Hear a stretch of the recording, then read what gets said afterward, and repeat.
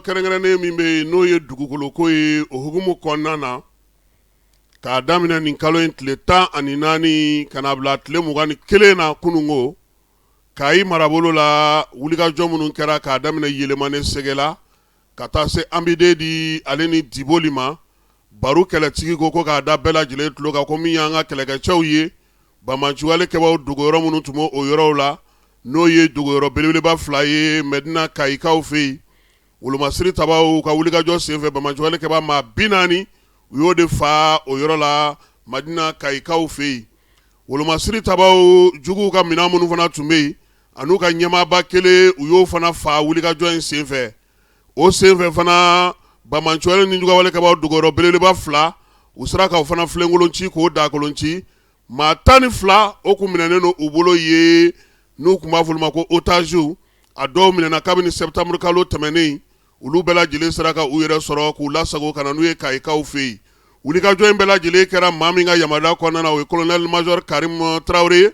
a y'a yira sa k'a fɔ ko min ye Banmanci ninnu kɛbaa ninnu ye u tun ye fɛn caman bɔsi a tigiw la u yɛrɛ ka maramafɛnw u ka maramafɛnw ka taa se maaw bololafɛn minnu sonyɛna u la Ndrakiliw la Kayikaw fɛ yen Ɲorokaw fɛ yen drone mun bɛ yen n'a fɔ ma ko drone kamikaze n'o ye drone ladege ye n'o ye TYT ye ka taa se taji litiri 3,000 ma u y'o bɛɛ lajɛlen sɔrɔ maa ninnu bolo Sonefu maaw ka kari 1 o tun bɛ u bolo mɔgɔ wɛrɛ fana ka mobili 2 tun bɛ yen olu bɛɛ lajɛlen tun b'u bolo a yirala sa ko ninnu bɛɛ lajɛlen bɛna na lasago ka taa n'u ye kɛrɛnkɛrɛnnenya la Kayikaw fɛ yen yaasa Sonefu kari ani mobili 2 tɔ minnu bɛ yen n'olu sɔrɔla nin ko in senfɛ u bɛ se ka di u tigiw ma cogo min na min ye maa minnu tun minɛnen don u bolo n'o ye maa 12 ye olu kɔni bɛ Wolomasiri tabaw ka bolo kan fɔlɔ u bɛ k'u sɛgɛsɛgɛ kɛnɛyako ta nasira fɛ ani ka tila ka ɲininkaliw k'u la yan'u ka bila ka t'u ka denbayaw fɛ yen Baru kɛlɛtigi ko sa ko Wolomasiri tabaw ka ɲɛmaa tɔgɔ la n'o ye général d'armée Asimi ye k'a bɛ kɛlɛkɛcɛw fo ka nin wulikajɔ ni baara kɛcogo ɲuman na don o don yaasa maaw n'u bolominɛw bɛ se ka lakana cogo min na a y'a yira sa k'a fɔ ko wulikajɔ min filɛ nin ye Kayi n'a marabolo la o ɲɔgɔnna de don Mali fan 14 yaasa an ka jamanadenw bɛ se ka lafiya cogo min na bɛn kelenya cɛfɔ ni kanbɛn o bɛ se ka na cogo min na sɛbɛn in fa sirila mars kalo tile 21 san 2026 yanni o cɛ fana Wolomasiri tabaw ka minɛn dɔw olu tun bɔra Gawukaw fɛ yen k'u kunda sa Kidali kan nin kalo in tile 20 n'o bɛnna jumadon ma Banmanci kɛbaa dɔ tun taara janda olu ɲɛ u bolila ka t'u dogo tu min kɔrɔ sa armée kɔni ka pankuru ye wulikajɔ kɛ k'olu bɛɛ lajɛlen bɔ baara la 10 ɲɔgɔn ko o fatura o ko senfɛ ani k'u bolominɛw bɛɛ lajɛlen halaki Baru kɛlɛtigi ko sa ko o wulikajɔ in bɛ cogo min na yen Mali fan 14 bɛɛ lajɛlen n'o don armée b'a ka baara la yaasa basigi ni lafiya o bɛ se ka na cogo min ye Kayi bolo ta ye i n'a fɔ an y'a fɔ aw ɲɛna cogo min na o ko ɲɛmaya tun b'an bolo sa o ye colonel major Karim Traoré ye ale ye commandant PCA tactique 7 ye Kayi marabolo la a ye min sɔrɔ k'a fɔ DIRPA maaw ye nanzarakan na an ka jɛ ka o lamɛn.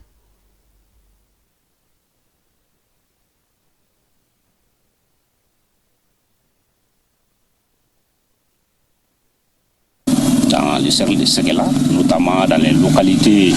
de Kolomé, Toukouleur et Filigira. Et une base GAT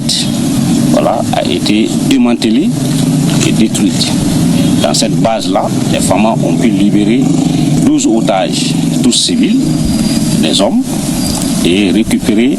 un car Sonef et une voiture personnelle BMW. Nous remercions vivement la population de Kayi, la population de Nioro, les autorités civiles et administratives. Depuis le début de ces opérations-là, les populations sont restées avec nous. Partout où nos unités ont passé, les populations les ont accueillis avec joie. Alors, nous demandons à cette population-là, pour laquelle nous sommes ici, et cette population constitue le centre de gravité des femmes. C'est une source de puissance pour nous, de laquelle nous tirons notre liberté d'action, notre volonté de combattre. Et si cette population, dans une certaine mesure, est avec nous, alors nous sommes sûrs et certains que nous allons mener toutes nos opérations avec succès. Donc nous les invitons à collaborer, nous les invitons à rester sereines, nous les invitons à comprendre que les femmes sont là pour elles. Et les femmes se battront nuit et jour dans tous les domaines, dans les airs et sur terre, pour assurer leur sécurité et garantir leur libre circulation. Les GAT seront recherchés